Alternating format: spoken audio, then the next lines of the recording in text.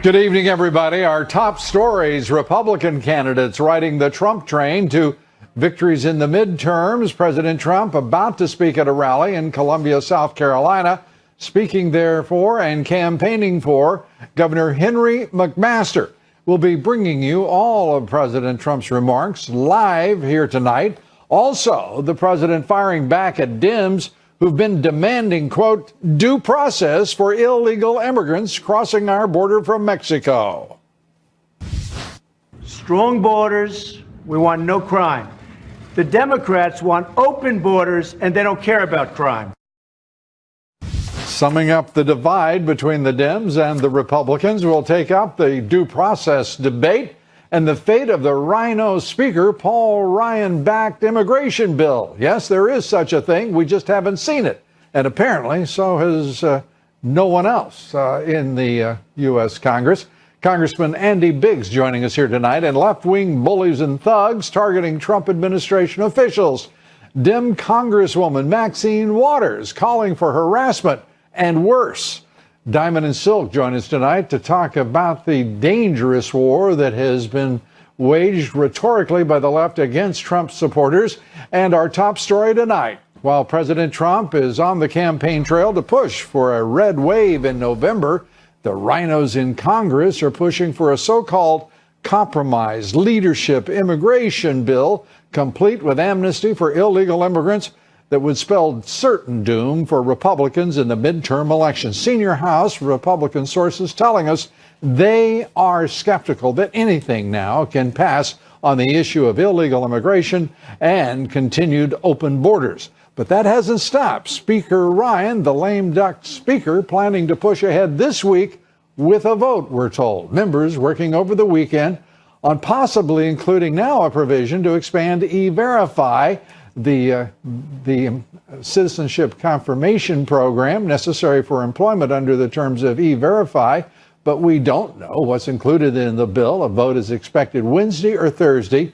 Imagine that, before lawmakers can read it and before they depart Washington for their 4th of July recess. Our first guest here to discuss the Republican leadership's focus on amnesty and immigration legislation that once again appears to be dead on arrival. Joining us tonight, Congressman Andy Biggs, Republican of Arizona, a member of the House Judiciary Committee, the Freedom Caucus, and great to have you with us, Congressman. I can't believe this. You all are still thinking about a bill that no one has read nor contributed to in any way, moving to the floor for a vote by the middle of the week. Well, Lou, not only can you not believe it, but I'd like to say I can't believe it, but I think this has come to be expected by me, and I'm disheartened by it, but I think you're right. And it kind of goes contrary to exactly what President Trump has been saying about what I'm calling a virtual fence, where he says we're going to turn everybody away. This is a bill that's going to have the beginnings of general amnesty. Let's be honest about it. I mean, you're going to have the first wave is the DACA amnesty, the second wave is the second DACA amnesty, the third wave is their parents, and by then it'll be basically anybody else who's here. It's going to be a general amnesty, which is right out of the Democrats' playbook. It doesn't make sense, not good for the country, and certainly not good for those running as Republicans in this midterm election. So how is it that Paul Ryan, a lame duck speaker, still in the office that he's resigned, who is going to lead you all, and I think that we've talked before with complete agreement, it's going to be disastrous for your conference across the country. I estimate as many as 50 seats lost in the House if they proceed against the will of the base, the very voters who put this president in office. And I don't hear this president saying to Paul Ryan, don't even think about it. Put it aside. Well, what I heard last week was the president saying, you're wasting time because nothing's going to get through the Senate anyway. And I agree with that. I don't understand why we're in the House, we're constantly put on the spot, so to speak, to say, okay, let's either vote for this or not vote for this, regardless of what the Senate's going to do. We know the Senate's not going to take it up. And that's number one. But the more important thing is it's not in keeping what we promised the voters when they voted for us. So when you had crossover independents, crossover Democrats from the Rust Belt who said, I'm going to vote for this president, and the Republicans, because They said they're going to no amnesty. They're going to have a tough immigration policy, which means the worker's going to get protected. It's a problem. Wouldn't you believe that this president, of all people, would say, Paul Ryan, you're a lame duck. You are an absolute failure as Speaker. If you're going to put anything forward, you put forward my agenda, build the wall, let's have full funding for it. There's not a negotiation. This is the President of the United States speaking to the Speaker of the lame duck Speaker of the House, Paul Ryan, and don't even think about crowding me on the issue of amnesty, because you know that is an absolute killer for the Republican conference in November. Yeah, I think he sent signals. I don't know what happens when they talk privately, but I can tell you this, that we need to do a simple bill, and that bill needs to be funding for the wall. That's what we promised we would do. Yeah. And if you think nothing's going to happen in the Senate, then let the Senate take the blame for not funding the wall. Let's fund the wall in the House. Let's get it over there as quickly as we can. And let's keep our promises for a change. I think that would be really, really solid. Yeah, I think you're exactly right. But you know what? I've heard some members of your conference, and I should say a few members of your conference, saying, well, we should just do a narrow DACA bill. I mean, I've actually heard these kinds of moronic musings from a few people in your conference who obviously still don't get it, that their futures, the rhinos' futures, are hanging by a very weak thread. Yeah, you know, there's a part of our conference that really is very sympathetic to an open borders and an amnesty program. But I don't think that's the vast majority of our conference. No, I don't either. I think we could get the votes to build the wall, fund and build the wall. And that's, before you do anything else, let's just be honest, you have to get your border secured. Otherwise, everything else is just emotionally driven. So let's build the wall. Let's provide for border security. Let's get our boots on the ground. And let's get that done sooner rather than later. I'm going to repeat this. I've been saying it for almost 2 decades. There is an absolute, logical, straightforward formula. You cannot reform immigration law if you cannot control your borders. We are a long ways from being able to control the borders. And if any Republican president ever again accepts amnesty as a condition for a deal with the Democrats, before border security and before securing that border, building that wall, as it's more than a metaphor. I mean, it's the reality that we've got to face.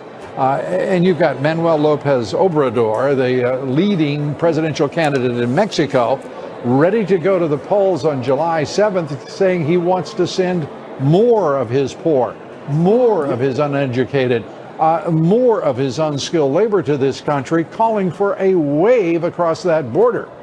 We have got fools in this country still in important positions within even this government of Donald J. Trump, who don't understand they're in a war here. It's a war against the left. It's a war against those who would run over our borders as if they were not even lines in the sand. And they want to debate. They want to confer. The reality is we're in a war, and we either win it or we lose this country's destiny.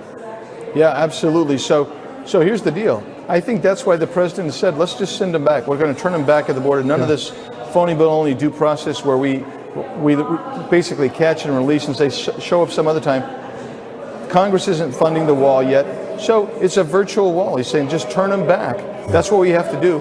And that's the first step, but we still need that physical barrier. Listen to the reaction. Watch the reaction from the left, though, the Dems. They're having a fit because of the separation of families at the border involving some 2,000 people. It is an absolute microcosm of the experience under President Obama and former DHS Secretary Jay Johnson. To his credit, he may be the most honest man, the only honest man in the entire Obama administration, stepping forward and saying, we felt we had to do it, we did it, and I give him so much credit in the midst of this, acknowledging what the Obama administration did. But these Democratic activists, having none of it, they are simply seeking political advantage rather than dealing with reality and the truth and dishonoring even the word truth by their very existence. Yeah, Lou, you're talking about right now 50,000 plus people coming across our border that we're apprehending on a monthly basis. And, you know, the estimate's 2 to 3 times that actually get passed. But more than that, you get the unaccompanied minors and the so-called familial relationship people. That's coming through. We're going to see over 30,000 of those in the next 7 weeks hit our borders. Right. And what's supposed to happen at that point? And it's well, we know what the Dems, because the president's right. He says the Dems want open borders. The Dems want them to pour across that border because they look at them as, and correctly so, as potential voters, soon to be imminent voters. And the Republicans look at it as a violation of our sovereignty and our laws. Congressman Andy Biggs, we're going to hear more on this here tonight, I'm sure. The president about to start speaking in Columbia, South Carolina, there to support Governor McMaster. Andy Biggs, great to have you with us. We appreciate it as always, Congressman. Thanks for being here. Thanks, Lou. And there you see the room there in West Columbia. We're awaiting the Trump rally there. And we're going to take a quick break. And when we do, we're going to be talking about a fellow who just won't go away soon enough, it seems. Rhino Jeff Flake. He's threatening to block President Trump's judicial nominees and to side with those countries like China, the European Union, Cuba, to name a few, in the battle over the Trump tariffs. This fellow is so flaky, he doesn't even understand who started this war and who's winning it. Ed Rollins and Michael Goodwin join us here next, and you're looking live right now at the Airport High School, as it's called, in South Carolina, where President Trump will be speaking in just a moment. We'll be bringing it to you, all of it live. Stay with us. We'll be right back with the president, a rally, and it doesn't get better than that. Stay with us.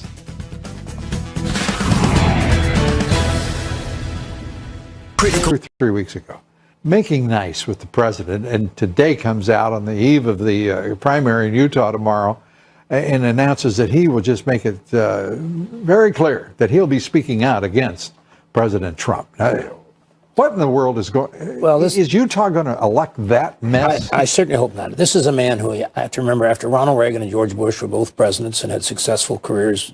In 1994, he's running for the U.S. Senate against Kennedy, and he said, I am not going back to a Reagan-Bush type of I'm going to be a different kind of Republican. And, of course, then he switched on every major position he'd ever been on. He became a governor who basically was a one-term governor who abandoned the state for 340 days his last term. I am not a Romney guy, and basically my PAC has endorsed his opponent, Kennedy. Yeah, this guy Kennedy, what do you think? He's a conservative. He running against Mitt Romney. Right, and my issue here is I hope Donald Trump does not do anything to help Romney, because Romney's never going to do anything to help him. He already has, but I was going to say, it's a little late. He still shouldn't be out there raising money for him. Right? This president is the nicest fellow. Yeah. I mean, he really is. It's a very short memory. Why? Well, no, he's got a terrific memory. No, but I'm saying he takes these insults and he does forgive more than most politicians. Yeah, and others he doesn't. I mean, I don't always quite understand his magnanimity on these things, because I would just as soon he flipped Mitt Romney off the table. He is just an objectionable human being. Yeah. Well, and Ed said he said he was going to be a different kind of Republican. He has been. He never won, except for that race in Massachusetts. And isn't that a funny thing?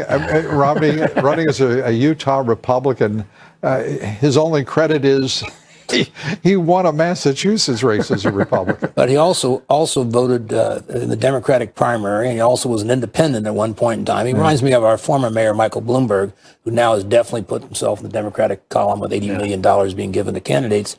And if Romney was not running, I predict he'd be giving a ton of money to Democrats, too, his kind of Democrats. So what are we going to see? Are we going to see, again, a validation of the president's choices in these primaries? Are we going to see a strengthening of his view, or a weakening, perhaps? Well, look, I think certainly the approval numbers for the president among Republicans is sky high, 90% according to a recent poll, which you really Getting can't. high marks for his handling of the economy.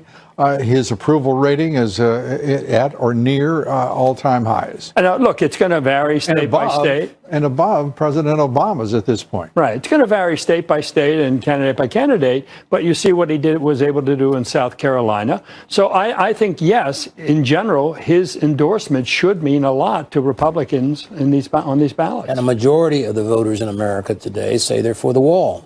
In the CBS poll, which is amazing to me, which means in all this controversy that's gone on the other side and all the mistruths. You're talking about the Dems, the left wing on the other side? And some Republicans. But I think he's driven his message home. He's going to continue to drive it home. That wall is important. Well, look at the message that's being driven home, though, from the left. The president said it. Open borders. Crime, bring it on. That's what the Democrats want. The Republicans are standing for law and order, for border security, and getting rid of crime. It is strange at that very moment. The Dems are embracing thuggery, the rule of the mob. This thing with the red chicken restaurant down in Virginia. That is. I mean, that's low life stuff. For a party and for a country that went through all of the exclusion of people in the South many, many years ago, the idea that you're going to take Sarah Huckabee and her family and throw them out of a restaurant in Lexington is outrageous. And the idea the most outraged person is the greatest racist Maxine Waters from California, who's out there basically spilling all this hatred. She's trying to back off her remarks in which she was encouraging harassment, encouraging more of this ignorant approach. The other part of this is, it's good to know who doesn't want you in their restaurants, too. I mean, I wouldn't want to be in a restaurant, frankly, where I wasn't wanted. I certainly would not want to be in any establishment where I was not wanted. And if restaurants think that they're going to make political choices without economic consequence, they're damn fools. Well, Lou, going back to the 90% approval that the president has among Republicans, I mean, no Democrat can match that anywhere. And so I think that coming up on the midterms, if they're going to fight Trump with this just pure hatred, with this kind of open borders argument, the Dianne Feinstein bill, just attack, without any plan, they're going to raise taxes. I think right now the Republican Party is looking pretty good for the fall. Yeah. Don't forget. Well, they're looking good if you throw out Paul Ryan. Well, if you throw out the 25 rhinos who were ready to sign the discharge petition for amnesty and for open borders, they're looking pretty good. It looks to me like there's a great opportunity here for the president. And I want to get your view on it. And by the way, I've just received word the president's plane has not yet landed in Columbia, South Carolina because of weather delays. It is still circling, awaiting the passing of the storm before he and his plane and the group land in Columbia. But we're waiting patiently, along with all of the folks that are gathered in Columbia, for the president. And as soon as we get word on his landing, we will bring it to you. Let's turn to the issue.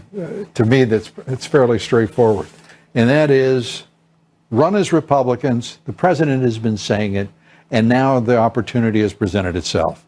Run as Republicans, run on border security, run on building the wall, run on low crime, run on law and order, run on getting this country out of the mess that is the immigration system that's been contrived, by the way. And it's not an accident. It's not an accident of any kind that we have a mess, because that mess was created by the good offices of the Chamber of Commerce, the Business Roundtable, Wall Street, and two administrations, the Bush administration and the Obama administration, who thought if they could ensnare all of the lawyers in the immigration process and build out what is almost 700,000 cases that are in backlogs in immigration courts, that they would win de facto. So far, it's worked for them. Well, I would argue one other point there. Our base is a rural, suburban base. Sanctuary cities is something that's an urban Democrat idea. And we ought to just run against every single one of them. They want to put all these lawless people in there, not obey the federal laws of this country. Well, that's fine. I think you're right. I think that's a big issue. By the way, the Trump party, the Trump Republican Party, is so much bigger than anything that is rural. Sure. It is from coast to coast. And when we look at what happened through the Midwest in the 2016 election, the potential for this president to carry his party in the midterm elections to an even larger majority is impressive. What is daunting is to think about what Speaker Paul Ryan represents as a threat to that conference. Ed, thank you very much. We appreciate it. Michael, thank you. Up next, the president, a massive rally about to get underway in South Carolina. We'll be right back. You did. Trump has solidified himself as the law and order president, cracking down further on illegal immigration. And in a series of weekend tweets, the president said, quote, "We cannot allow all of these people to invade our country. When somebody comes in, we must immediately, with no judges or court cases, bring them back from where they came. Our system is a mockery to good immigration policy and law and order. Most children come without parents. Our immigration policy, laughed at all over the world, is very unfair to all those people who have gone through the system legally and are waiting in line for years. Immigration must be based on merit. We need people who will help to make America great again." The sentiment echoed by former DHS head Jay Johnson, apparently the only honest guy who was part of the Obama administration. Listen to what the former DHS secretary said on Fox News Sunday. We expanded family detention. We had then 34,000 beds for family detention, only 95 of 34,000 equipped to deal with families. So we expanded it. I freely admit it was controversial. We believed it was necessary at the time. I still believe it is necessary to maintain a certain capability for families. We can't have catch and release. And I love that, not have catch and release. Joining us now, Fox Business legal analyst Greg Jarrett, author of the new book, The Russia Hoax, The Illicit Scheme to Clear Hillary Clinton and Frame Donald Trump, now available for pre-order, and we are getting closer and closer to the publication date, which is the beginning of next month.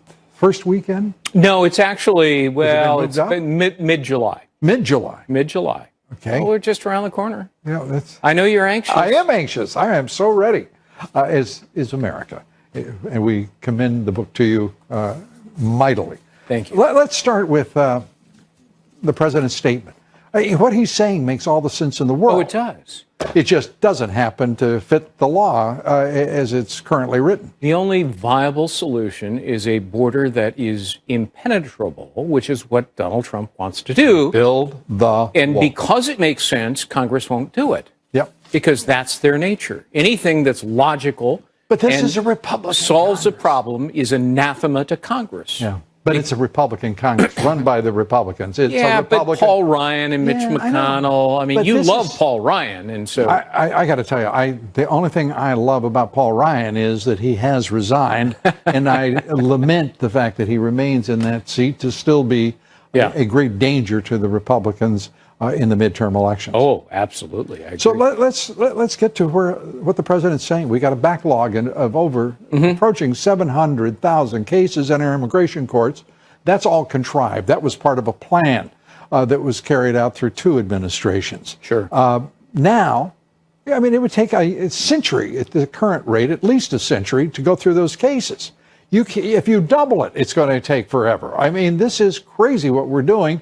How do we get to the point that Donald Trump is talking about, where simply you cross the line illegally, you committed a crime, now please go back where you came from? Well, I would expedited removal.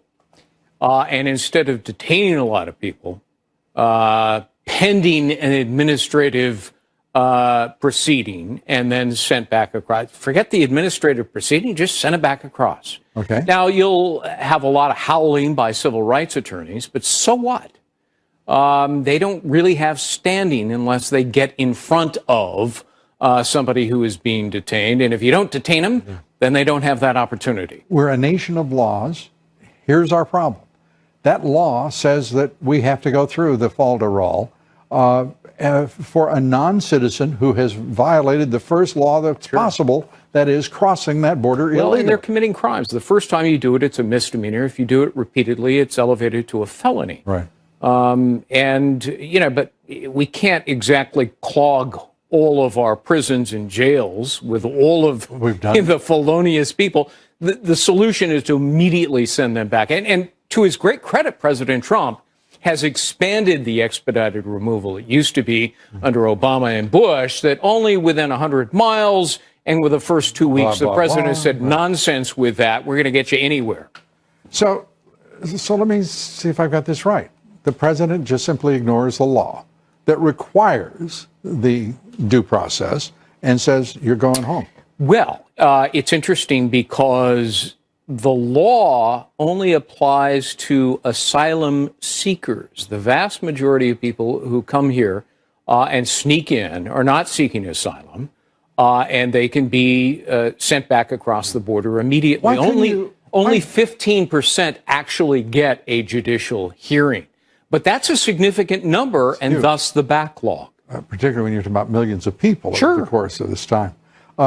So let me ask you, and I know this is going to fail under legal analysis, but why could you not make a decision, quote unquote, administratively, or the president to say, the only way you can get asylum is go through a port of entry, correct? Yes. You have crossed the border illegally. That's every point in between ports of entry. Therefore, prima facie, absolutely in front of your face, is the fact that this person was not truly seeking asylum, or they would have gone through a port of entry, and therefore you are subject to immediate, expedited deportation. Non-asylum seekers are subject to policy, not law, which the president is dealing with in a very strong way. You're doing that lawyer thing. But asylum seekers, by congressional act, a law, are entitled to a hearing. That's the problem. So we've got two problems. You got Congress. You got Congress, and you've got the other fools involved. The civil rights lawyers, yeah. Those are the two problems. Well, I thought you said they didn't have standing. Well, but they managed to get standing by... Because they find another Obama judge. Once ICE detains, the civil rights lawyers gain access. And that's the problem. Don't detain. Just escort them to the border. Okay. Unless they're seeking asylum, and then by law they're entitled to a hearing. But can't you make the decision administratively that if they're not at a port of entry, they're not seeking asylum? Why? I mean, it's on its face. It doesn't make sense. Well, that would again require an act of Congress, because that requires an act of Congress. If an individual is seeking asylum and they are already here, if they slip through the border and they're here and they say, I want asylum, they're entitled under law to a judicial proceeding. You know, President, I didn't make the law. Well, there you go, bragging. Man, I got to tell you, the president's frustration is paramount. Oh, it is manifest. And by the way, everyone, if they do not understand, it is time to get rhinos out of the Republican Party and to get behind this president so that common sense can prevail and the national interest be served. Just that straightforward, and that's it. Just look at our discussion here. It underscores that the immigration law is a mess. It's a mess. I think that's what I said. And it needs to be fixed. I think I even said how to do it. Elect Republicans instead of these rhinos. All right. Good to see you, Greg. Thanks. Good to see you, Lou. I think. Thanks. That's so annoying. Up next, President Trump says we should deport illegal immigrants without a court hearing. We'll take up his battle to make America safe. Once again, Mark Simone joins us. We're awaiting the start of the president's rally in South Carolina. Weather holding up the president in Air Force One. We'll be bringing you live the president's arrival just as soon as he gets to West Columbia, South Carolina. Can't wait. Stay with us. We'll be right back.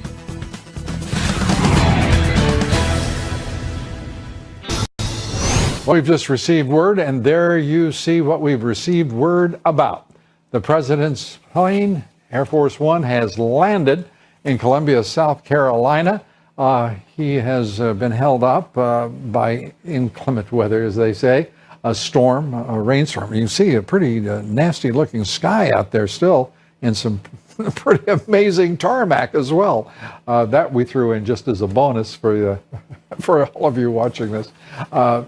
Joining us now, social media stars, President Trump's most loyal supporters, Diamond and Silk, joining us tonight, and great to have you back on the show with us.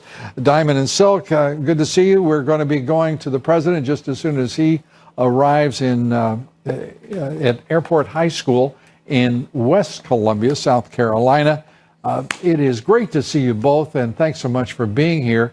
I want to start out with just talking with Greg Jarrett earlier about what the president's frustration. I mean, I'm sitting here just getting a little more than anxious myself, listening to the nonsense that's built on our border that absolutely serves not the national interest, but the interest of people who are not even U.S. citizens. Diamond, what do you think? You know, I find it appalling with the hypocrisy on the left, how Obama had those children wrapped in foil and in cages, and no one said anything about it.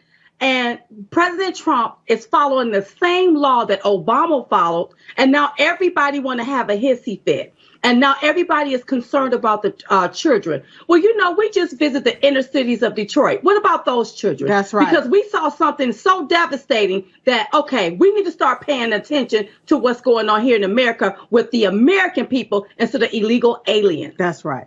Yeah, as many as 20% of the kids in this country live below the poverty line, depending on whichever measurement you want. And when you say everybody's concerned, but we know that they're not concerned. The fact is, these are Democratic left-wing activists, and many of them paid for by the Chamber of Commerce, the Business Roundtable, Wall Street, the Koch brothers, to have their hissy fit. It's all political theatrics, and it's not about those 2,000 kids. It's not about the truth, or they would have included the truth, which was the situation was so much worse under President Obama, and there's just, and the national left-wing media. My gosh, there was a time they were supposed to be truth seekers. They were supposed to be the ones holding us to an independent, objective standard of reality. They now are complicit with the left and with the establishment elites. Yeah, we call them the very fake news. They want you to, they want to take and sensationalize a story. And want to feed it to the American people and think we're supposed to believe them. We don't believe them. We don't believe the liberal ideology and what they're trying to do. This is all a political ploy for them to win an election, using children that they really don't care about to win an election. And it's so sad and it's sick. That's right. You know, when you think about what we've witnessed in this country over the last few weeks, whether it's Stephen Miller, some of the president's closest advisor, Kirstjen Nielsen, the Department of Homeland Security Secretary, whether it's Sarah Sanders or Attorney General Pam Bondi down in Florida, being confronted by activists who are there to just make them as miserable and to be as aggravated as they can get them, seeking the opportunity to make them angry to the point that they react. Fortunately, none of them did. But it is a horrible thing that we're watching in this country, because the left has become a bunch of they're thugs. This is mob nonsense.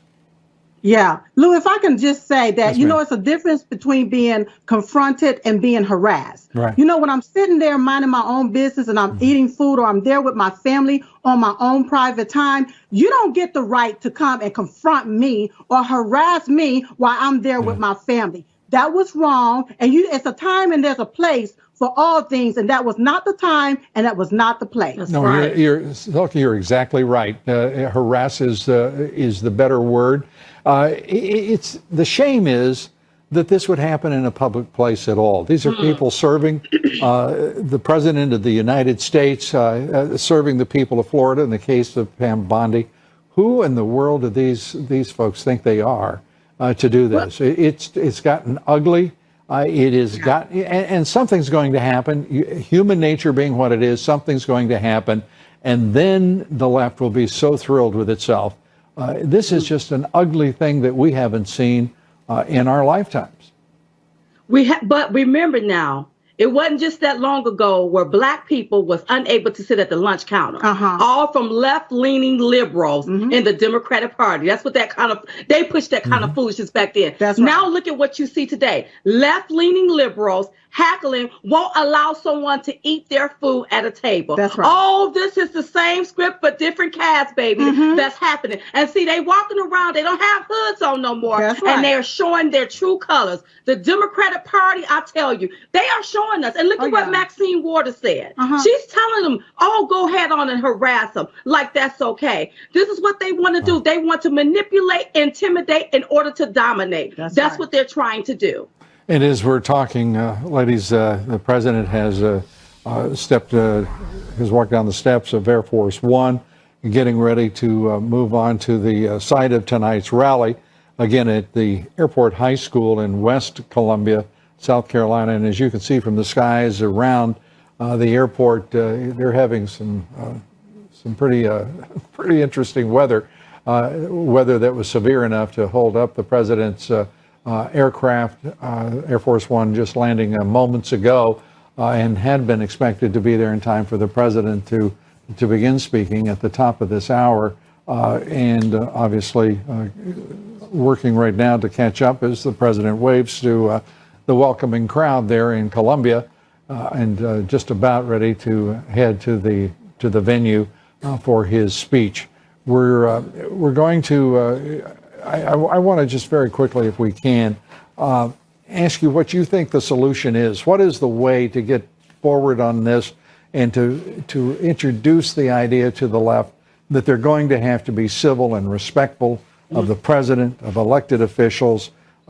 This is reaching a level now that is nasty, nasty stuff. It's very nasty.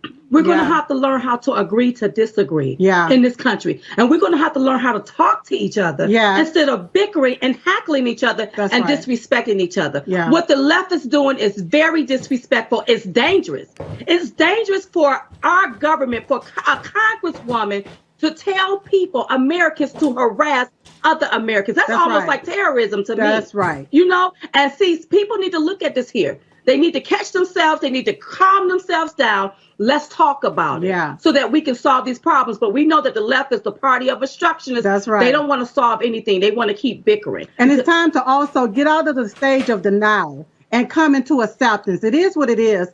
President Trump is the president of the United States, and we have to respect that. That's part of democracy. It's time to respect that and stop acting like fools. Yeah, I couldn't agree more with both of you. There is, though, the view that the left is engaged in a war while the right in this country thinks it's engaged in a debate.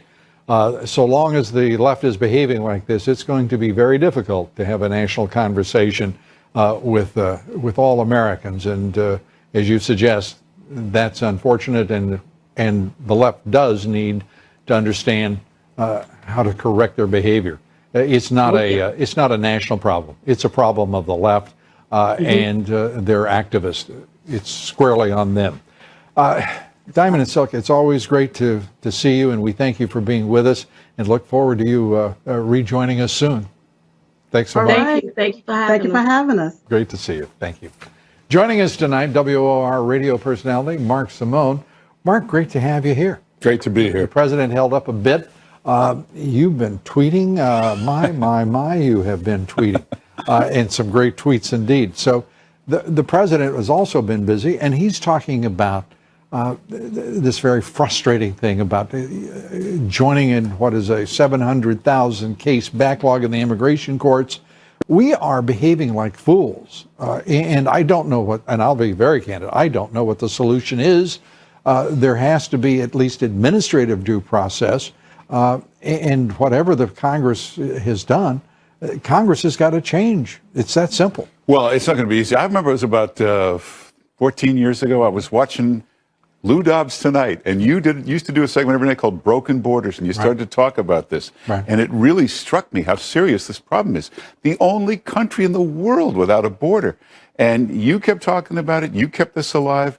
And I thought what you thought. The Republicans will step in, the Democrats will step in. It started to dawn on me, this Congress is so bought off on both sides by, as you always say, the Chamber of Commerce, the Business Roundtable. They want that border the Koch wide brothers, open. Wall Street, and the list goes on. I didn't want to start listening because we only have an hour or so, right.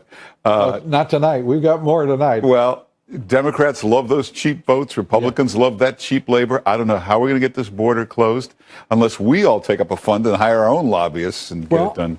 I take the president at his word, and I have great faith in his word. We've got to build a wall. We've got to secure the border because this is just such straightforward common sense and logic. If we cannot control our border, there is no way we can control immigration. It's that straightforward. And for anyone to pretend otherwise means that they have been bought off because there's no other explanation. Either the border is secure or folks on both sides are absolutely corrupt. Yeah, and we love immigrants. Immigrants are the backbone of the country. We like legal immigrants. We love it done orderly. You know, it's fascinating. Liberals want the border wide open. Anybody can walk across, but they'll choose who can come into a restaurant. Yeah. There they want vetting. The border is wide open. Well, you might extend that. I'm not sure, but many of those people crossing the border wouldn't want to throw all the Republicans out as well, out of the country, if we were to put it to a vote. You know, there's two times Donald Trump is not Donald Trump. When it comes to the Department of Justice turning over those documents, I don't know why he holds back on that. He should be over there demanding it get done. And the other is the border. He's a builder. He's the world expert on building walls. Yeah. He should start the wall. Yeah, and he keeps talking about, excuse me, he keeps talking about the border wall having been started with the $1.6 billion. You know, that's not entirely the case. The fact of the matter is that Paul Ryan made a point of not giving him money for the wall. That $1.6 billion is for rehabilitation, additional technology, and securing the border, certainly, but not for the absolute specific purpose of building that wall. And also, Paul Ryan made another great gesture. He reduced the size of Immigration and Customs Enforcement. Fewer agents instead in funding under this most recent omnibus bill. It's appalling what this one man has done. Well, if you had a president. Sincerity contest between Mitt Romney and Paul Ryan, nobody would win. So, well, that's true. The people of Utah have a chance to show their discretion in their primary tomorrow. I think the president should start the wall. Pick one of those prototypes, get ready. Even if you build 10 feet of it, build it, just so we can see that 10 feet sitting there unfinished. Just start it. And that's an interesting idea. Yeah. But, you know, one of the things that I run into almost everywhere I go, people ask me, where is the wall? Why isn't the president building the wall? And the answers, are not straightforward. The answer that I give is because the Congress would not fund it. But there's got to be more done here. And it means that the president, and he said this, we've got to elect Republicans to Congress, not rhinos, Republicans, men and women who actually care about the country. We're looking at an amazing economy created by this president. And the fools in Congress are going to mess it up pretty big if we permit them to do so. Doing business with them, by the way, is not the answer. Getting them the heck out of Congress is the answer. It's only 500-something people. It'll take a while to get them all out. Well, 435 in the House and another 100. 40 some odd have retired. We're 10% of the way there already, and you've got some people retiring like Paul Ryan. So there are a lot of net positives here. But we have to figure out something because these congressmen, left and right, both sides are bought and paid for. We've got to figure out something where that money doesn't control everything, where those special interests don't buy whatever they need. We have people that are pay-for-play politicians that will always get reelected because quietly both sides make sure that they're still there. Well, yes, they're going to be there for a while, but I really think we have the opportunity under this president, who I think is without question the historic president, certainly of this century. And I believe you have to go back all the way to FDR to find somebody who had the energy. Ronald Reagan's accomplishments were great, throwing aside the Soviet Union, destroying Marxist-Leninism. This president has the ability, I think, to do to match those accomplishments in foreign policy. He's got a long ways to go, but he has that opportunity. He's already done so much. Is Ronald Reagan to restore